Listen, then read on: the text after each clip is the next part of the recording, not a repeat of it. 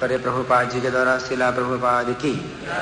तो मैं उसको भी पढ़ रहा हूँ जो कल पढ़ा गया था शुरू से, और वहां तक पहुंचेंगे जहां तक कल पढ़ा गया है। श्री नारद मुनि ने स्वयं यह अनुभव किया कि मोक्ष का मार्ग खोलने या जीवन के समस्त कष्टों से छूट पाने के लिए सबसे सहज तथा व्यावहारिक उपाय यह है कि सही तथा प्रामाणिक स्रोत से भगवान की दिव्य लीलाओं का विनीत भाव से श्रवण किया जाए। यही एकमात्र औषधि है। यह सारा भौतिक जगत कष्टों से ओतप्रोत है। मूर्ख लोगों ने अपने अपने क्षुद्र मस्तिष्कों के बल पर शरीर, मन तथा प्राकृतिक विपदाओं से संबंधित 3 प्रकार के कष्टों को दूर करने के अनेक उपचार ढूंढ निकाले हैं। सारा संसार इन कष्टों से उबरने के लिए कठिन संघर्ष कर रहा है, किंतु लोग यह नहीं जानते कि भगवान की स्वीकृति के बिना ना तो किसी योजना से न ही उपचार विधि से वांछित शांति प्राप्त की जा सकती है। यदि भगवान की स्वीकृति ना हो तो औषधि उपचार द्वारा रोगी को सुस्त करने का प्रयास व्यर्थ होगा। यदि भगवान की स्वीकृति ना हो तो नदी या समुद्र को नाव द्वारा पार करना कोई उपचार नहीं है। हमें यह निश्चित रूप से ज्ञात होना चाहिए कि भगवान ही परम स्वीकृति दाता हैं। अतएव चरम सफलता के लिए या सफलता के मार्ग के अवरोधों से मुक्ति पाने के लिए हमें अपने सारे प्रयास भगवान को समर्पित कर देने चाहिए। भगवान सर्वव्यापी, सर्वशक्तिमान तथा सर्वज्ञ हैं। यहाँ से अब हम चर्चा करेंगे। प्रभुपाद कह रहे हैं 3 बातें हैं। एक तो भगवान सर्वव्यापी हैं, दूसरे भगवान सर्वशक्तिमान हैं, और तीसरे भगवान सर्वज्ञ हैं। तो इस श्लोक में जो शब्द हैं इनसे आप इनका संबंध निकाल सकते हैं। सर्वव्यापी तो इसमें शब्द है ब्रह्मणी, ब्रह्म है ना। जो ब्रह्म है वो सर्वत्र व्याप्त है। जो भगवान की चेतना है वो सर्वत्र व्याप्त है ना, उसे ब्रह्म कहा जाता है। तो भगवान सर्वव्यापी है। फिर सर्वशक्तिमान है। सर्वशक्तिमान तो इसमें शब्द क्या है? ईश्वर। ईश्वर जो नियंता है, सबके ऊपर नियंत्रण करने वाला है, सर्वशक्तिमान है। और फिर तीसरा शब्द है सर्वज्ञ। भगवान सर्वज्ञ है। तो शब्द क्या है इसमें? भगवती, भगवान। भगवान के पास संपूर्ण ज्ञान है, संपूर्ण वैराग्य है। तो ये 3 शब्द जो प्रभुपाद लिख रहे हैं तो आप देख सकते हैं इस श्लोक में वो शब्द हैं। आगे प्रभुपाद लिखते हैं वे समस्त अच्छे या बुरे फलों के चरम स्वीकृति दाता हैं। मतलब क्या हुआ कि जितने भी कर्म हैं अच्छे या बुरे, स्वीकृति देने वाले। फल पर आपका अधिकार नहीं है। कर्म करने में आपका अधिकार है, फल में आपका अधिकार नहीं है। फल निर्णय करेंगे भगवान, है कि नहीं? आप जो भी चाहो कर्म करो। आप सोचते हो कि आप ही सब अच्छे कर्म कर रहे हैं, आप ये मान करके कर्म करते हो कि आप जो कर्म करते हो वही अच्छा है। लेकिन ये जरूरी नहीं है भगवान के लिए कि भगवान ऐसा माने। भगवान अगर मानते हैं कि आपके कर्म बुरे हैं और बुरे फल देंगे, है ना, आप इसमें कुछ भी नियंत्रण नहीं कर सकते। इसलिए प्रभुपाद लिख रहे हैं कि वे समस्त अच्छे या बुरे फलों के चरम स्वीकृति दाता है। अल्टीमेट अथॉरिटी भगवान ही जो ना परम अधिकारी हैं आपके फल का निर्णय करने के लिए। मतलब परिणाम आपको भोगना पड़ेगा, है ना। आगे अतएव हमें चाहिए कि हम अपने सारे कर्म भगवान की कृपा को समर्पित करें। इसलिए सबसे अच्छा ही है। इस श्लोक में जो नारद जी कह रहे हैं वो कह रहे हैं कि कर्म भावितम। भावितम का मतलब है समर्पण। जितने कर्म उनको समर्पण करो, उनकी कृपा को समर्पण करो, तो भगवान की कृपा मिलेगी। तो ये बहुत जरूरी है कि आप निर्णय ना करो कि आप अच्छे कर्म कर रहे हैं या बुरे कर्म कर रहे हैं।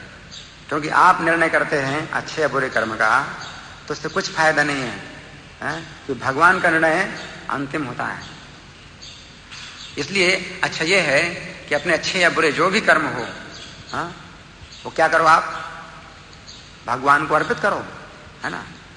आगे तो लिख रहे हैं और उन्हें ही निर्गुण ब्रह्म अंतर्यामी परमात्मा या भगवान के रूप में स्वीकारें। किसको?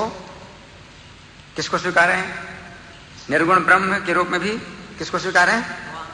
भगवान को नहीं।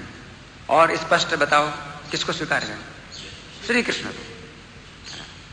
जो प्रभुपाद जी का तात्पर्य है वो कृष्ण पर केंद्रित है। मतलब भगवान भी श्री कृष्ण को ही स्वीकार करो, और परमात्मा भी श्री कृष्ण को ही स्वीकार करो, और ब्रह्म भी श्री कृष्ण को स्वीकार करो। लेकिन कितने विद्वान हैं जो कि ब्रह्म की चर्चा करते हैं, कृष्ण को निकाल देते हैं। हाँ, उनके विचार में कृष्ण नहीं होते हैं, लेकिन वो बहुत ब्रह्म की चर्चा करते हैं, है कि नहीं? अहम ब्रह्मास्मि के भी कई प्रकार के अर्थ निकालते हैं। लेकिन प्रभुपाद जी कह रहे हैं कि कोई भी ऐसी ब्रह्म की चर्चा नहीं है जो कृष्ण से अलग हो। अगर अहम ब्रह्मास्मि, अगर मैं ब्रह्म हूं, तो इसका भी मतलब क्या है? तो इसका भी मतलब क्या है कि मैं कृष्ण का अंश हूं, परम ब्रह्म का अंश जो ब्रह्म है। तो कृष्ण जो है, कृष्ण को छोड़ करके कोई ब्रह्म की चर्चा या परमात्मा की चर्चा, बहुत लोग परमात्मा की चर्चा करते हैं, ईश्वर की चर्चा करते हैं, है ना, लेकिन कृष्ण को निकाल देते हैं दिमाग से, तो वो सब बेकार है। अरे कृष्ण को निकाल दिया दिमाग से, हाँ, तो ब्रह्म की चर्चा बेकार है, परमात्मा की चर्चा बेकार है।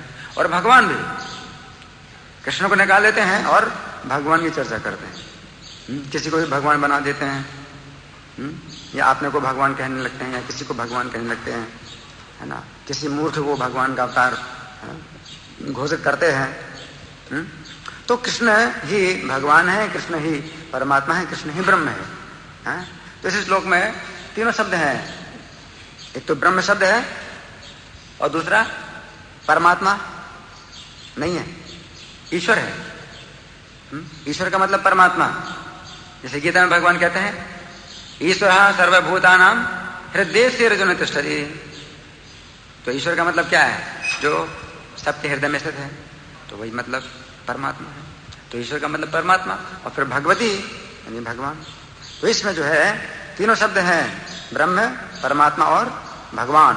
तो प्रभुपाद इसलिए इसी श्लोक से तात्पर्य प्रभुपाद लिख रहे हैं कि हम कृष्ण को ही स्वीकार करें, निर्गुण ब्रह्म, अंतर्यामी परमात्मा या भगवान के रूप में स्वीकारें। फिर चाहे हम जो भी हों, हमें प्रत्येक वस्तु भगवान की सेवा में समर्पित करनी चाहिए। हम जो भी हों का मतलब क्या है? हमारी समाज में जो भी स्थिति हो, परिवार में जो भी स्थिति हो, अपनी स्थिति के अनुसार हम बाध्य होते हैं कर्म करने के लिए। तो प्रभुपाद लिख रहे हैं तात्पर्य में कि हम जो भी हो, हमें प्रत्येक वस्तु भगवान की सेवा में समर्पित करनी चाहिए। आप उसको समझा रहे हैं प्रभुपाद। कैसा? यदि कोई विद्वान है समाज में, वो विद्वान है, विद्वान का मतलब जो शास्त्रों को जानता है। यदि कोई विद्वान है तो उसे क्या करना चाहिए? भगवान की श्रेष्ठता स्थापित करने के लिए अपने ज्ञान का उपयोग करें। विभिन्न शास्त्रों से उसे उदाहरण देते हुए घोषित करना चाहिए क्या? कृष्ण के गुणों का, कृष्ण की श्रेष्ठता घोषित करनी चाहिए। और फिर कोई वैज्ञानिक है, तो कई तरह से वो खोज करता है, प्रयोग करता है,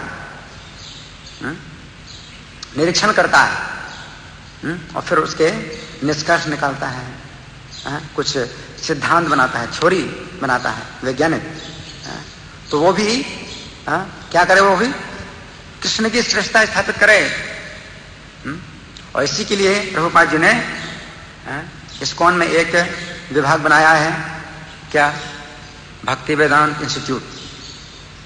ये वैज्ञानिकों का एक विभाग है, जिसमें कि वैज्ञानिक लोग मिल करके यही खोज करते हैं, यही निरीक्षण करते हैं, यही सिद्ध करते हैं क्या? कि कृष्ण ही सर्वश्रेष्ठ है। और फिर दार्शनिक का मतलब क्या है? फिलोसोफर, जो विचार करता है, विचारक, चिंतन करता है ना, तो उसका भी होना चाहिए। वो भी जो जितने भी चिंतन, कई प्रकार से चिंतन करते हुए उसको इसी निष्कर्ष पर बल देना चाहिए, उसी निष्कर्ष को ही उसे सिद्ध करना चाहिए कि कृष्ण ही भगवान है, कृष्ण ही सब श्रेष्ठ है। फिर कवि, कवि का मतलब क्या है? जिसके पास कविता बनाने की शक्ति है, किसी बात को भी वो गीत के रूप में प्रस्तुत कर सकता है। तो किसी के पास ये योग्यता होती है तो कवि कहलाता है। तो उसको भी कृष्ण के गुणों का वर्णन गीत के रूप में प्रस्तुत करना चाहिए, है ना। तो प्रभुपाद जी इस तरह से बता रहे हैं कि कर्म का मतलब यह है कि कर्म ब्रह्मणि भावितम, अपने कर्म इस प्रकार से भगवान को समर्पित करे, भगवान के गुणगान में। आगे, जीवन के प्रत्येक क्षेत्र में भगवान की शक्ति का अध्ययन करने का प्रयास करो। जीवन के प्रत्येक क्षेत्र में, मतलब चाहे वो कला हो, चाहे वो संगीत हो, है? और चाहे वो शास्त्रों का ज्ञान हो, अध्ययन हो शास्त्रों का, मतलब कई क्षेत्र हैं जीवन के। और चाहे इसको क्या बोलते हैं, शिल्प कला, मूर्ति कला, शिल्प कला, इनके द्वारा भी क्या करो, क्या करो, भगवान की शक्ति का अध्ययन करने का प्रयास करो, कि भगवान कितने श्रेष्ठ हैं, भगवान कितने महान हैं, भगवान कितने सुंदर हैं, भगवान कितने दयालु हैं, भगवान कितने पराक्रमी हैं। तो इस प्रकार से भगवान की लीलाओं का, भगवान के पराक्रमों का जो है प्रचार करो अपनी प्रत्येक योग्यता के द्वारा। आगे प्रभुपाद लिख रहे हैं, तुम ना तो उनका बहिष्कार करो और ना ही अल्प ज्ञान संग्रह करके उनके समान बनने का या उनका स्थान ग्रहण करने का प्रयास करो। ये दोनों चीजें हैं, निषेध है। प्रभुपाद दो प्रकार से निषेध कर रहे हैं कि दो प्रकार के काम ना करो। एक प्रकार का काम क्या है, उनका बहिष्कार ना करो, कि हटाओ नहीं अपने जीवन से, भगवान को अपने जीवन से निकालो नहीं, हटाओ नहीं। और दूसरा काम क्या ना करो, दूसरा काम क्या ना करो कि अपने जीवन में रख लिया, इन जीवन का लक्ष्य क्या हो गया कि हमें भगवान बनना है। दो प्रकार के निषेध हैं, डोंट। पहला तो है कि अपने जीवन से भगवान को निकालो नहीं, कि हमें भगवान से कोई मतलब नहीं है, एक तो ये गलत। और दूसरा क्या है, अपने जीवन में आपने भगवान को रखा है, लेकिन क्या लक्ष्य बनाया कि हमको क्या बनना है, भगवान बनना है। ये गलत है, दोनों बातें गलत हैं, है ना। इसलिए प्रभुपाद लिख रहे हैं कि तुम ना तो उनका बहिष्कार करो और ना ही अल्प ज्ञान संग्रह करके उनके समान बनने या उनका स्थान ग्रहण करने का प्रयास करो। यदि कोई प्रशासक, राजनीतिज्ञ, योद्धा इत्यादि है तो उसे चाहिए कि राजनीतिज्ञता में भगवान की सर्वश्रेष्ठता स्थापित करने का यत्न करे, अपनी राजनीति के द्वारा भी भगवान के महिमा का प्रचार करे। जैसे महाराज युधिष्ठिर जब राजा बने तो उनके राज्य में सब लोग कृष्ण का गुणगान करते थे, है ना। और इस कारण से क्योंकि कृष्ण का गुणगान हो रहा था, उनके राज्य में सब लोग कृष्ण की महिमा का वर्णन सुनते थे। इस कारण से उनके राज्य में वर्णन आया है कि बहुत अच्छा राज्य, प्रकृति पूरा सहयोग दे रही थी। जो नदियां हैं वो भी मोती उत्पन्न करती थी, समुद्र भी कई प्रकार के रत्न उत्पन्न करते थे, पर्वत भी कई प्रकार की धातुएं उत्पन्न करते थे, और वृक्ष भी जो है ना खूब फल देते थे, गौ में खूब प्रचुर दूध देती थी, पौष्टिक दूध देती थी। पृथ्वी भी हर प्रकार के अन्न, पौष्टिक अन्न पैदा करती थी, औषधियां पैदा करती थी। क्यों? क्योंकि उनके राज्य में कृष्ण की महिमा का जो है सब लोग श्रवण करते थे, इस कारण से। तो राजनीति, प्रभुपाद कहते हैं, राजनीति के द्वारा भी क्या करो, राजनीति में भगवान की सर्वश्रेष्ठता स्थापित करने का यत्न करो, राजनीति के द्वारा। प्रभुपाद जी से भी कहा गया, किसी ने पूछा कि अगर आपको पूरी दुनिया का अगर राजा बना दिया जाए तो सबसे पहला काम आप क्या करोगे? नहीं, वो दूसरी बात है। किसी ने यह भी पूछा, एक प्रश्न ये भी हुआ था कि प्रभुपाद से कहा गया कि अगर आपको पूरी दुनिया का राजा बना दिया जाए तो सबसे पहला काम आप क्या करोगे? अरे मायावादियों को जेल में डालो। प्रभुपाद ने कहा था कि जो अपने को भगवान कहता है उसको सबसे पहले मैं गोली मारूंगा, शूट करूंगा, जो अपने को भगवान कहते हैं, है ना। क्योंकि भगवान प्रकृति के स्वामी हैं और आप प्रकृति के अधीन तुच्छ जीव हैं, कर्म के अधीन, प्रकृति के अधीन तुच्छ जीव हैं, और भगवान संपूर्ण प्रकृति के स्वामी हैं, है ना। तो ये जैसे जुगनू कहे कि मैं सूर्य हूं, जुगनू कभी सूर्य नहीं बन सकता। उसी प्रकार से कोई अगर कहता है अपने को भगवान, है ना, तो बहुत बड़ा अपराधी है। वो सबसे ज्यादा इस दुनिया का नुकसान कर रहा है, सबका नुकसान कर रहा है, जो अपने को भगवान कहता है ना। वो भगवान की महिमा को नहीं स्वीकार कर रहा है, भगवान को साधारण धरातल पर लाने की कोशिश कर रहा है ना। तो इस तरह से जो है राजनीति के द्वारा प्रभुपाद लिखते हैं कि क्या करना चाहिए, भगवान की सर्वश्रेष्ठता स्थापित करने का यत्न करे। उसे चाहिए कि अर्जुन की भांति भगवान के लिए युद्ध करे। भगवान के लिए युद्ध करने का मतलब क्या है, भगवान के आदेश का पालन नहीं कर रहे हैं, इसलिए उनको दंड दिया जाए। जो व्यक्ति भगवान के आदेश का पालन न करे उसको दंड दिया जाए। और अर्जुन को भगवान कह रहे हैं युद्ध करो, क्योंकि भगवान के आदेश का पालन नहीं कर रहे हैं वो लोग। भगवान स्वयं भी जो है ना उनकी सभा में गए और स्वयं उन्होंने प्रस्ताव किया संधि का कि युद्ध ना हो, लेकिन उन्होंने भगवान को ही बंदी बनाने की कोशिश की। तो ये है युद्ध कि कृष्ण भावना भावित युद्ध, भगवान के लिए युद्ध करे। और प्रारंभ में परम योद्धा श्री अर्जुन ने युद्ध करने से इनकार कर दिया था, किंतु जब भगवान ने उसने विश्वास दिलाया कि युद्ध करना आवश्यक है तो उन्होंने अपना इरादा बदल दिया और भगवान के लिए युद्ध किया। अर्जुन ने पहले युद्ध नहीं किया, क्यों? वो इंद्रिय तृप्ति के लिए युद्ध नहीं करना चाहते थे। अभी आजकल जितने युद्ध हो रहे हैं वो किस लिए हो रहे हैं? इंद्रिय तृप्ति के लिए हो रहे हैं। दोनों पक्षों की ओर से जो लड़ाइयां हो रही हैं वो इंद्रिय तृप्ति के लिए। इंद्रिय तृप्ति ही केंद्र है हर प्रकार के युद्धों का, या दोस्ती का भी, दोस्ती हो या लड़ाई हो, इंद्रिय तृप्ति ही केंद्र है। इंद्रिय तृप्ति को केंद्र में रख करके दोस्ती करते हैं और इंद्रिय तृप्ति को केंद्र में करके ही युद्ध करते हैं। लेकिन यहां जो प्रभुपाद बता रहे हैं कि युद्ध भी करो तो किस लिए? कृष्ण के लिए। युद्ध मना नहीं है। कृष्ण को केंद्र बना करके आप किसी को दुश्मन भी बनाओ और कृष्ण को केंद्र बना करके ही आप किसी को मित्र बनाओ। आगे इसी प्रकार यदि कोई व्यापारी है, उद्योगपति है या किसान है तो उसे चाहिए कि अपनी गाढ़ी कमाई का खर्च भगवान के लिए करे।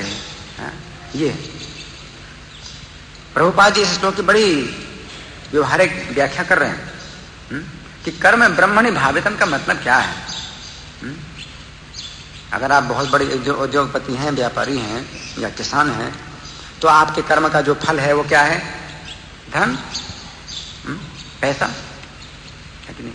तो आपकी जो चेतना है वो पैसे में होती है कि भी कितना फायदा होगा। ये सब वैश्य के कर्म हैं। उद्योगपति या किसान या व्यापारी, कृषि, गोरक्ष, वाणिज्यम, है ना, खेती करना, तो ये सब खेती है और जो है गोरक्षा है और व्यापार है। तो ये जो है ना पैसे को केंद्र बना करके किए जाते हैं, तो वो पैसा भगवान की सेवा में लगाओ। इस प्रकार से आपका जो कर्म है वो भगवान को अर्पित हो जाएगा। इसमें जो है ना और कुछ नहीं हो सकता है कि आप इस कर्म से जो है ना आप कैसे और भगवान की पूजा करोगे। सीधी बात है कि जो पैसा है वो दो, धन दो भगवान की सेवा में। और अंतर्राष्ट्रीय कृष्ण भावना संघ में प्रभुपाद ने ऐसी कई सुविधाएं बनाई हैं, कई योजनाएं बनाई हैं कि कोई व्यक्ति अपना धन लगा सकता है और जितना लगाए उतना कम है। धन लगाने की इतनी जो है ना योजना है प्रभुपाद ने बनाई है, क्योंकि आजकल हर कोई धन के लिए काम कर रहा है ना। तो धन से जो है मतलब भगवान की कैसे सेवा हो, प्रभुपाद ने ये सब सुविधा दी हैं लोगों को। आगे प्रभुपाद लिख रहे हैं सदैव यही सोचना चाहिए कि जितना भी संचित धन है वह भगवान की संपत्ति है। संपत्ति को भाग्य की देवी लक्ष्मी माना जाता है और भगवान तो नारायण या लक्ष्मीपति हैं। अतएव लक्ष्मी को भगवान नारायण की सेवा में लगाने का प्रयत्न करो और सुखी बनो। कर्म जो है भगवान को समर्पित करने का मतलब यही है कि अगर व्यक्ति जो है धन के लिए कर्म कर रहा है तो वो धन ही जो है भगवान की सेवा में लगाए। वो जो लक्ष्मी देवी हैं वो भगवान की सेवा में ही हमेशा रहती हैं। और कोई व्यक्ति अगर अपनी सेवा में लगाता है लक्ष्मी को तो फिर वो उल्टा काम हो जाता है ना, उसका सर्वनाश हो जाता है। जैसे कि रावण ने राम से अलग करके सीता को अपने पास रखना चाहा, अपनी सेवा के लिए सीता को रखना चाहा तो उसका सर्वनाश हो गया। तो उसी प्रकार से कोई व्यक्ति अगर धन को भगवान से अलग करके अपने पास रखना चाहता है, अपनी इंद्रिय तृप्ति के लिए रखना चाहता है तो वह धन उसको खत्म कर देता है, विनाश कर देता है। आगे जीवन के प्रत्येक क्षेत्र में भगवान की अनुभूति करने का यही रास्ता है। अंततः सर्वोत्तम बात तो यह होगी कि समस्त भौतिक कार्यों से छुटकारा पाकर अपने आप को भगवान के दिव्य लीलाओं के श्रवण में लगाया जाए। अब प्रभुपाद जी क्या कह रहे हैं? कोई व्यक्ति कहता है कि भाई हमारे पास धन नहीं है तो हम धन चाहते हैं कि हमारे पास धन आए तो हम फिर धर्म को भगवान की सेवा में लगाएं। लेकिन नहीं, अगर आपके पास धन नहीं है तो धन पाने का प्रयास ना करो। सर्वोत्तम सबसे अच्छा क्या है? सबसे अच्छा क्या है? हाँ, समस्त भौतिक कार्यों से छुटकारा पाकर अपने आप को भगवान के दिव्य लीलाओं के श्रवण में लगाया जाए। तावत कर्माणि कुर्वीत निर्विद्यते यावता तावत कथा मत कथा श्रवणादो यावन रति न जायते। तब तक व्यक्ति को कर्म करना चाहिए जब तक उसकी विरक्ति नहीं होती है कर्मों से, और जब तक कृष्ण कथा के श्रवण आदि में उसकी रुचि नहीं पैदा होती। सबसे अच्छा ये है। इसलिए नहीं सोचना चाहिए कि नहीं कृष्ण कथा को छोड़ करके कुछ काम करूं और काम से फिर धन इकट्ठा करूं, फिर धन को भगवान की सेवा में लगाऊं। नहीं, अगर कृष्ण कथा में रुचि पैदा हुई है तो फिर कुछ जरूरत नहीं है और दूसरे काम करने की। तो यहाँ प्रभुपाद लिख रहे हैं कि सर्वोत्तम बात तो यही होगी कि समस्त भौतिक कार्यों से छुटकारा पाकर अपने आप को भगवान की दिव्य लीलाओं के श्रवण में लगाया जाए। किंतु ऐसा अवसर प्राप्त न होने पर अब प्रभुपाद क्या कह रहे हैं कि अवसर हमेशा प्राप्त नहीं होता।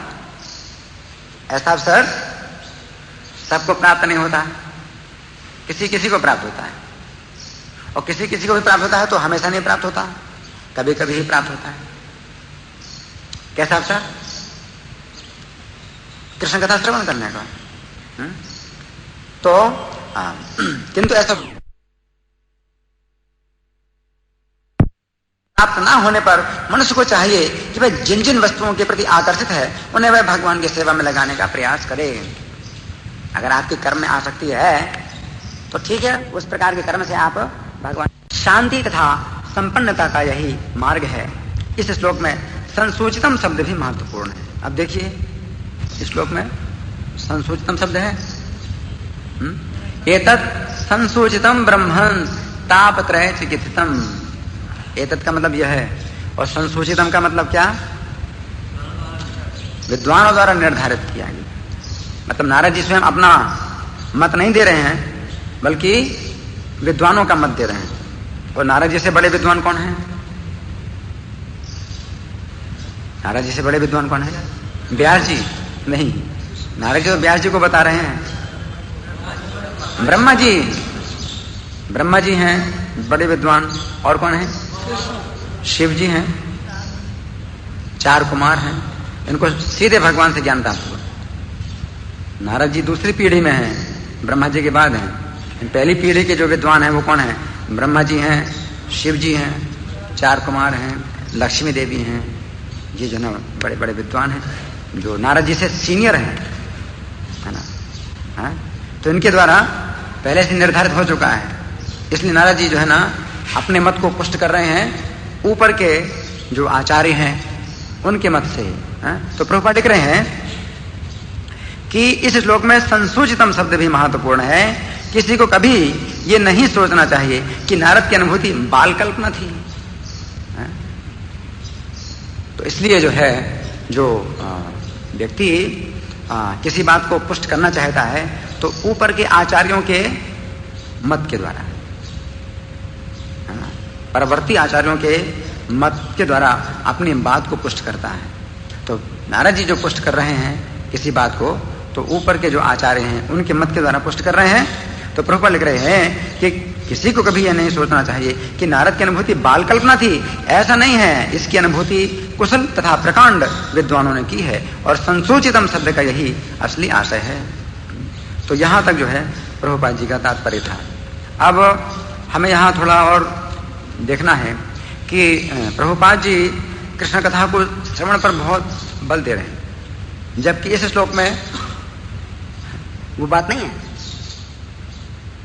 इस श्लोक में बात तो है कि सब कर्म जो है भगवान के अर्पित किया जाए, लेकिन प्रभुपाद जी तात्पर्य में कृष्ण कथा श्रवण के ऊपर बहुत बल दे रहे हैं। और इस तरह से प्रभुपाद पिछले श्लोक से इस श्लोक को जोड़ रहे हैं, पिछले श्लोक से इस श्लोक को जोड़ रहे हैं। फिर पिछले श्लोकों में नारद जी ने जो बातें बताई वो क्या बताई कि उनको परमहंस भक्ति वेदांत जो साधु थे उनकी संगति प्राप्त हुई, और उनकी संगति में उन्होंने क्या किया? श्रवण किया। उन्होंने श्रवण किया। कैसे श्रवण किया? तत्रान्वहम कृष्ण कथा प्रगायताम अनुग्रहेण अश्रमम मनोहरा ता श्रद्धयो मेनुपदम विशृण्वतः प्रिय श्रवस्यंग ममा भवद रुचि।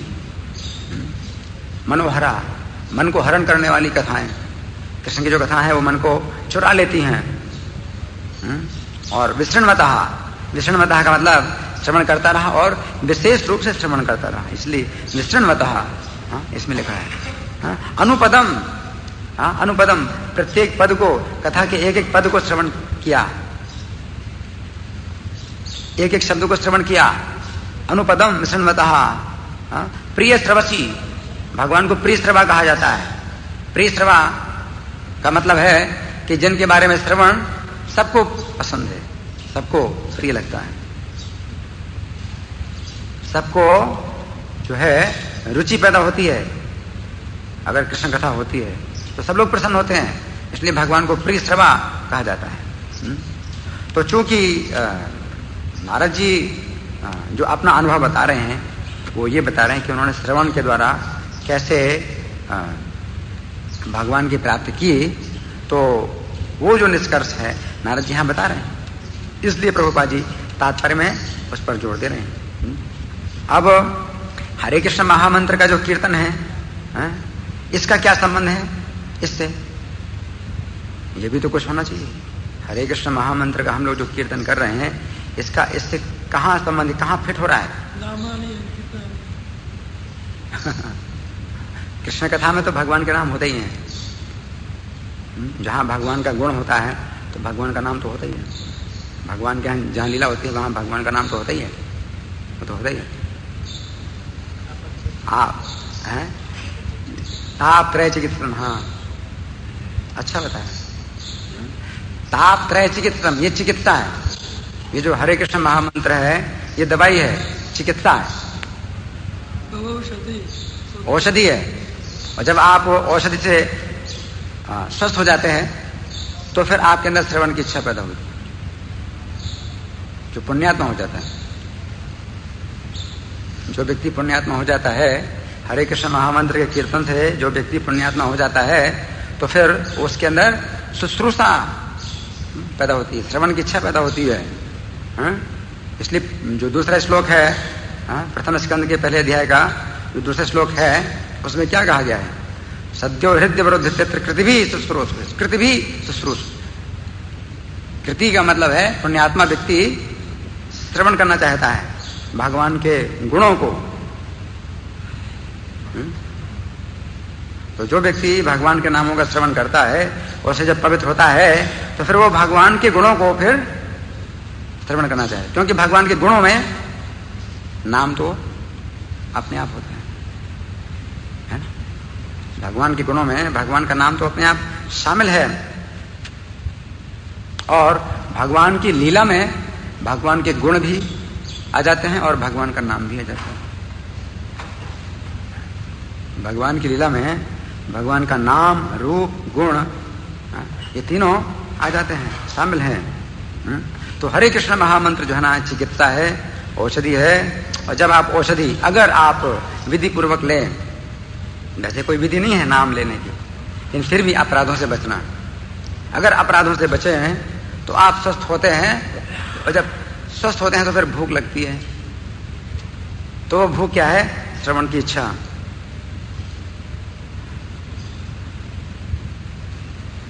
अगर हम अपराध करते हैं तो कीर्तन करते हैं, और जैसे क्लास शुरू होता है तो चले जाते हैं। इसका मतलब है कि अपराध हो रहा है, जिस कारण से नाम के द्वारा आपको श्रीमद् भागवत में रुचि नहीं पैदा हो रही,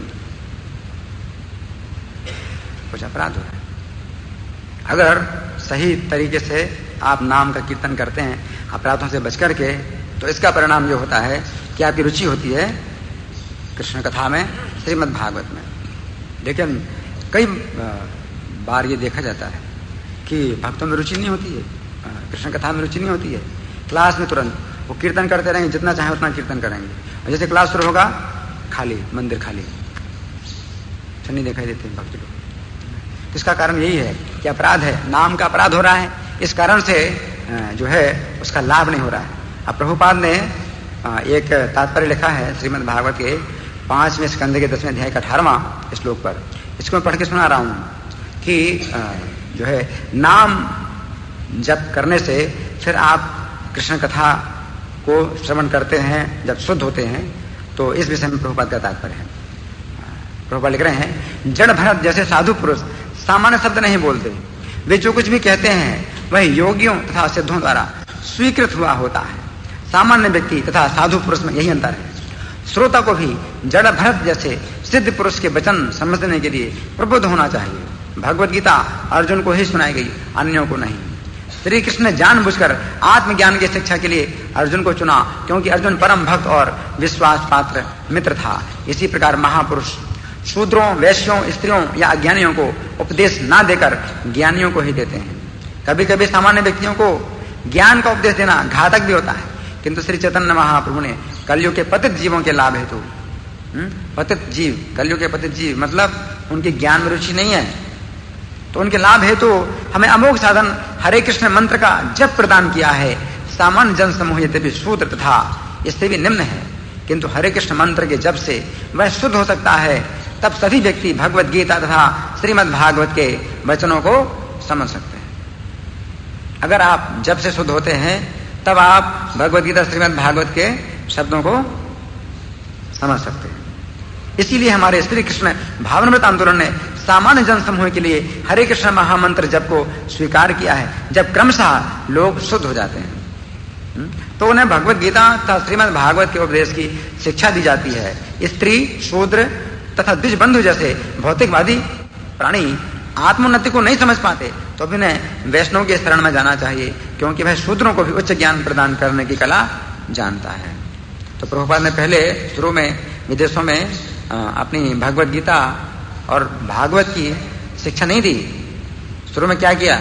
हरे कृष्ण महामंत्र का कीर्तन नहीं कराया है कि नहीं, और कीर्तन ही करते थे। और फिर धीरे धीरे वो जब शुद्ध हुए तो गीता और भागवत का उन्हें संदेश मिला और प्राप्त हुआ। फिर दूसरा तात्पर्य प्रभुपाद जी ने 5वें स्कंद के 18वें अध्याय के 11वें श्लोक का किया है। इसका भी बड़ा सुंदर तात्पर्य है। निस्संदेह गंगा स्नान से अनेक रोग दूर हो जाते हैं, किंतु इससे भौतिकता से आसक्त मनुष्य का मन स्वच्छ नहीं हो सकता, जिसके कारण भौतिक जीवन में सभी प्रकार के दोष उत्पन्न होते हैं।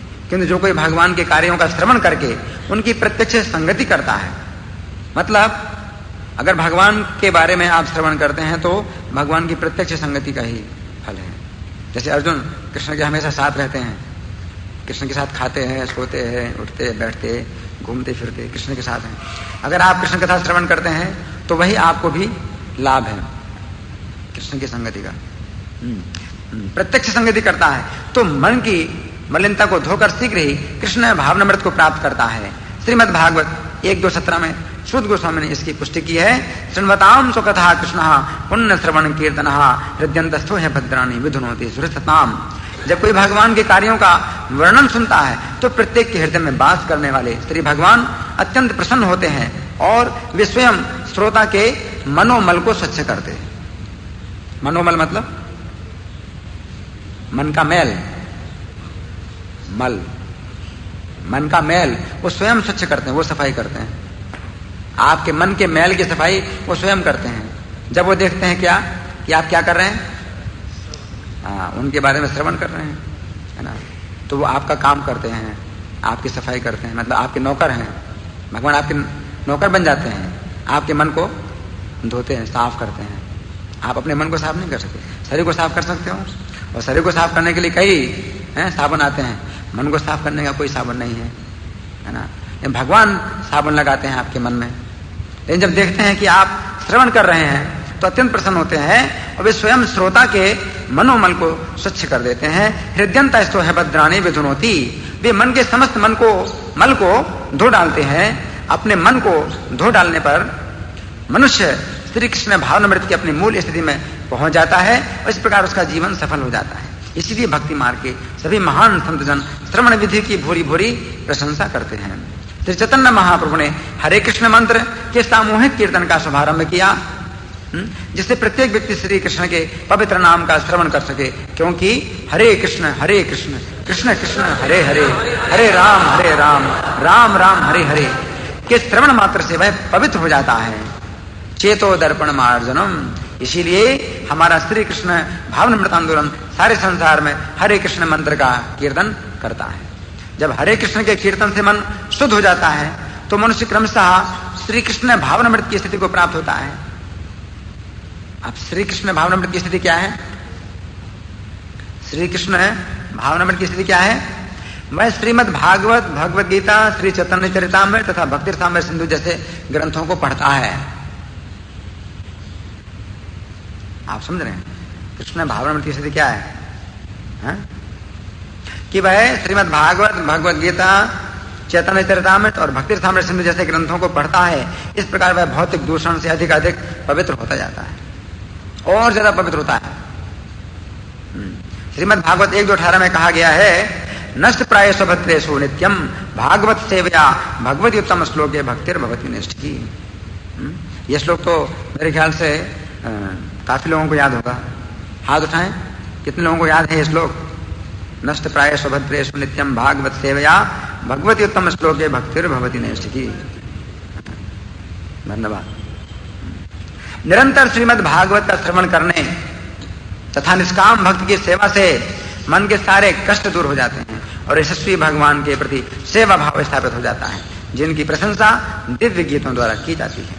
इस प्रकार भगवान के यशस्वी चरित्र के श्रवण मात्र से भक्त का हृदय पूरी तरह शुद्ध हो जाता है और उसे चिरंतन दास के रूप में, जो भगवान का विभिन्न अंश होता है, अपनी मूल स्थिति प्रकट हो जाती है।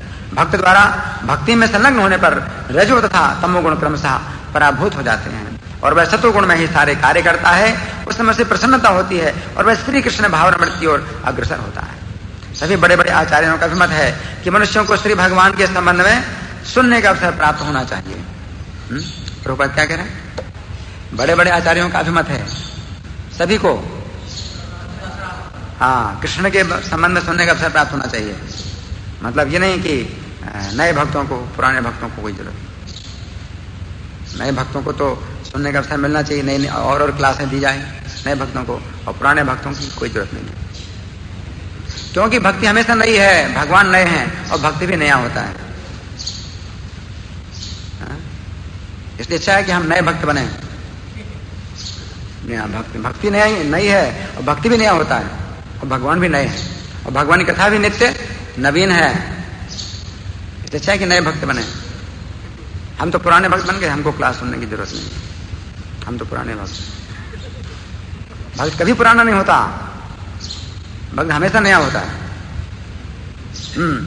तो प्रभुपाद लिख रहे हैं, सभी बड़े बड़े आचार्यों का अभिमत है कि मनुष्यों को श्री भगवान के संबंध में सुनने का अवसर प्राप्त होना चाहिए, तभी सफलता निश्चित है, और नहीं तो असफलता निश्चित है। अगर आपने श्रवण को महत्व नहीं दिया, तो फिर असफलता भी निश्चित है। जितना अधिक हम अपने हृदयों के मल को स्वच्छ करेंगे, उतना अधिक श्री कृष्ण के नाम, रूप, गुण और लीला के प्रति आकृष्ट होंगे। श्री कृष्ण भावनामृत आंदोलन का यही सार है। Sum and substance of Krishna consciousness movement ये है कि हम आकृष्ट हो कृष्ण के नाम के प्रति, और उससे जब शुद्ध होते हैं तो कृष्ण के रूप के प्रति, और जब और शुद्ध होते हैं तो कृष्ण के गुणों के प्रति, और जब और शुद्ध होते हैं तो कृष्ण की लीलाओं के प्रति आकृष्ट होते हैं। तो यहाँ जो है प्रभुपाद जी इसीलिए तात्पर्य में जोर दे रहे हैं, और नारद जी जो अपनी अनुभव बता रहे हैं उसको पुष्ट कर रहे हैं पूर्ववर्ती आचार्यों के द्वारा। अब किसी का कोई प्रश्न है? हाँ, आपका प्रश्न। कुछ लोग भगवान क्यों बनना चाहते हैं?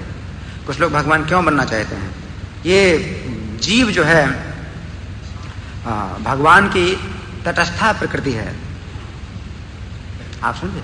ये जीव जो है भगवान की तटस्था प्रकृति है। भगवान की तीन प्रकृति हैं, अंतरंगा, तटस्था और बहिरंगा। जो बहिरंगा प्रकृति है वो भगवान से हमेशा दूर रहती है,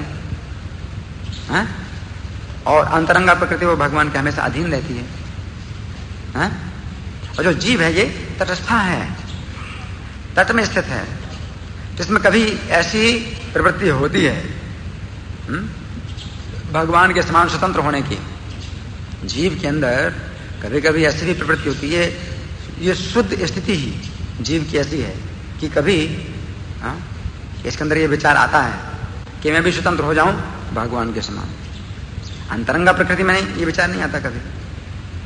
जैसे राधा रानी है ना, उनमें कभी विचार नहीं आता है कृष्ण से स्वतंत्र बनने का। लेकिन तटस्थ प्रकृति होने के कारण कभी ये बहिरंगा प्रकृति की ओर जाती है। तो जीव की जो है ना प्रवृत्ति कभी कभी बहिरंगा प्रकृति की तरफ जाती है। आप समझे? तो ये विचार इसलिए आता है, इसलिए महात्मा माम पार्थ देवी प्रकृति में आश्रिता, भगवान कहते हैं कि देवी प्रकृति के आश्रित हो तो आप जो ना किसी न किसी प्रकृति के आश्रित होंगे ही। अगर आप अंतरंगा प्रकृति के आश्रित नहीं होते तो बहिरंगा प्रकृति के आश्रित होंगे। जैसे आप नदी के तट पर खड़े हैं, अगर आप तट की तरफ नहीं जाते हो तो फिर कहाँ जाओगे? धारा में जाओगे, है कि नहीं? अगर आप तट में खड़े हैं, अगर आप तट की तरफ नहीं जाते हो तो धारा में जाओगे और बह जाओगे, है ना? तो जीव आत्मा चूंकि तटस्थ प्रकृति है भगवान की, इसलिए उसमें ये चेष्टा होती है, ये प्रवृत्ति होती है भगवान के समान स्वतंत्र होने की। ये नेचर ही है, प्रकृति है ये जीव की। इसमें जो है ना और कोई कारण नहीं है कि हम कहें भाई इनके कारण उनके कारण, नहीं, अपने ही कारण। जीव का अपना ही जो है ना ये स्वभाव है, अपना ही स्वभाव है। कोई बाहर से ये चीज नहीं आ रही है, अंदर से ही आ रही है, जीव के अंदर ही है ये चीज। तो अच्छा यही है कि वो अंतरंगा प्रकृति का आश्रय ले। इसलिए हरे कृष्ण महामंत्र जो प्रभुपाद ने दिया है, चैतन्य महाप्रभु ने दिया है कि हम इसका कीर्तन करें। तो अगर हम नहीं भी चाहते तो भी ये जो महामंत्र है ये हमको उधर ले जाता है, उस तरफ ले जाता है। ये प्रार्थना जो है ना जीव की अपने आप हो जाती है कि मुझे अपनी सेवा में लगाओ। तो जीव को जो है माया की सेवा करनी ही पड़ेगी अगर वो भगवान की सेवा नहीं करता। जीव की स्वाभाविक प्रवृत्ति है सेवा करने की। माया की सेवा करने का मतलब है ईश्वर बनने का प्रयास करना, भोक्ता बनने का प्रयास करना, भोगना। और कोई प्रश्न किसी का? आपका प्रश्न, आपका प्रश्न।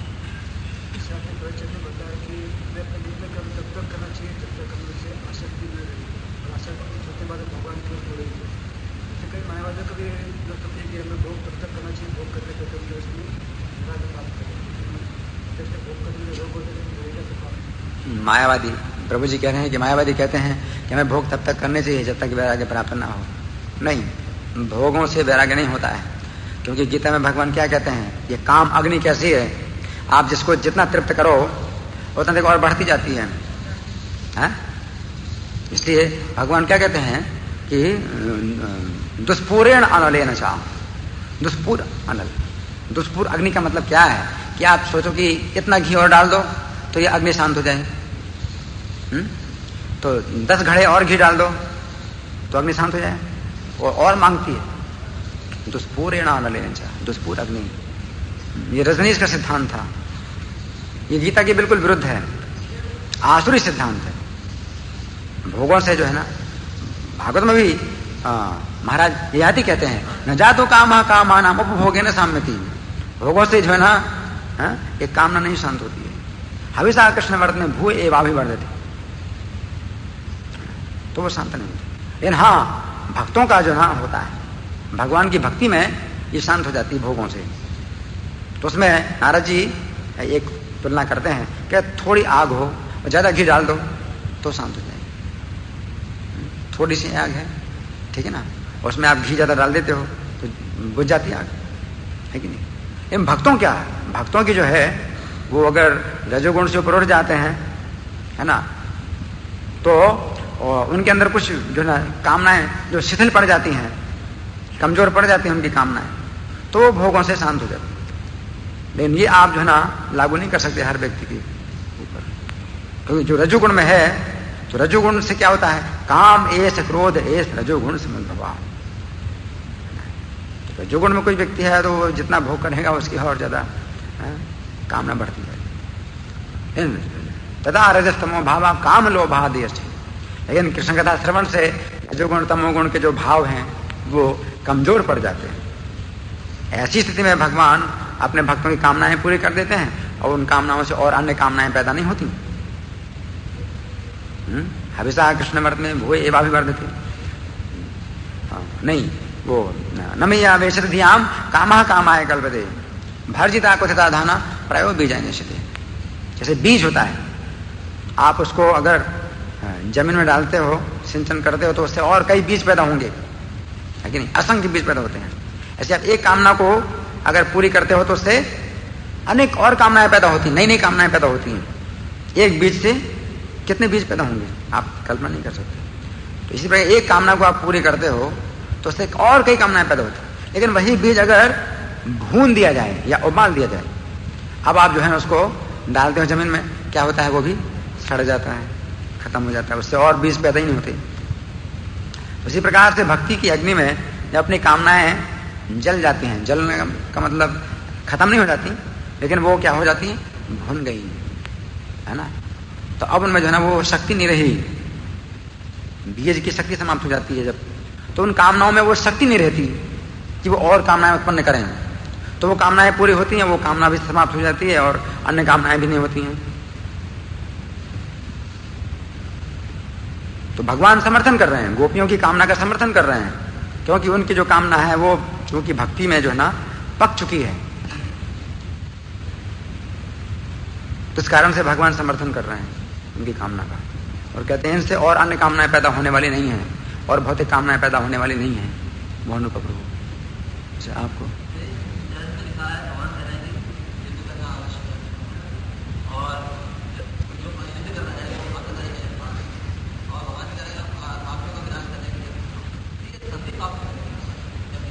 इनका प्रश्न है कि संधि प्रस्ताव भगवान क्यों लेकर के गए।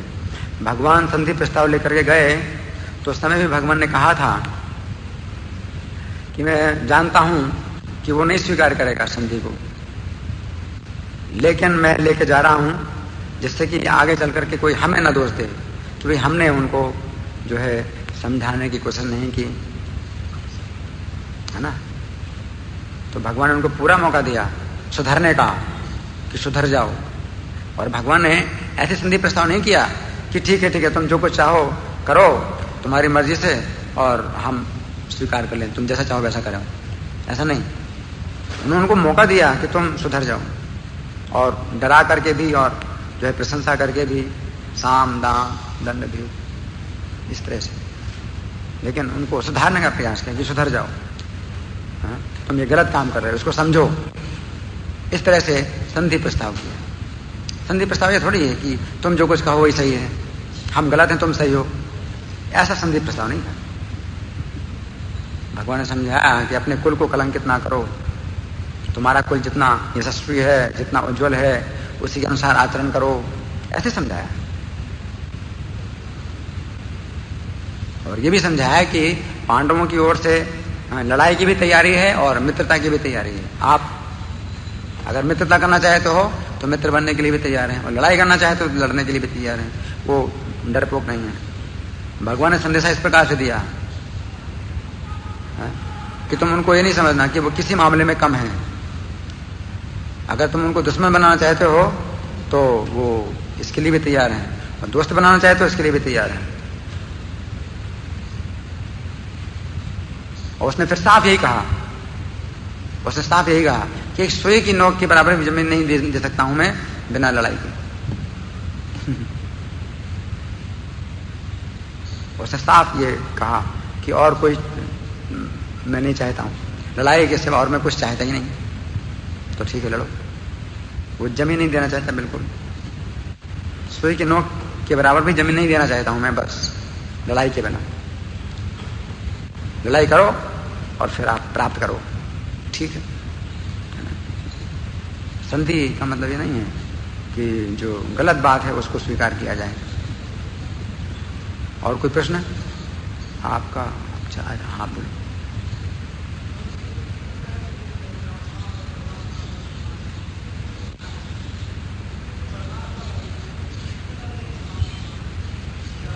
जो परमात्मा है, हाँ, किस प्रकार के, क्या करें, किस प्रकार की धारणा होती है? परमात्मा की धारणा होती है कि परमात्मा हृदय में है और उनसे वो सिद्धियां प्राप्त करते हैं। परमात्मा की धारणा से वो कई प्रकार की सिद्धियां प्राप्त कर लेते हैं, अणिमा, महिमा, गरिमा आदि, है ना। और चूंकि वो परमात्मा और जीवात्मा में भेद नहीं देख पाते हैं तो इसलिए फिर वो अपने को ही परमात्मा समझने लगते हैं। इस प्रकार से वे सिद्धियों का प्रदर्शन करने लगते हैं और फिर वो गिर जाते हैं। तो जब तक वो भगवान की भक्ति में नहीं आते हैं, तब तक वो जो है सुरक्षित नहीं है, उनकी स्थिति खतरे में। आपका प्रश्न, आखिरी प्रश्न है।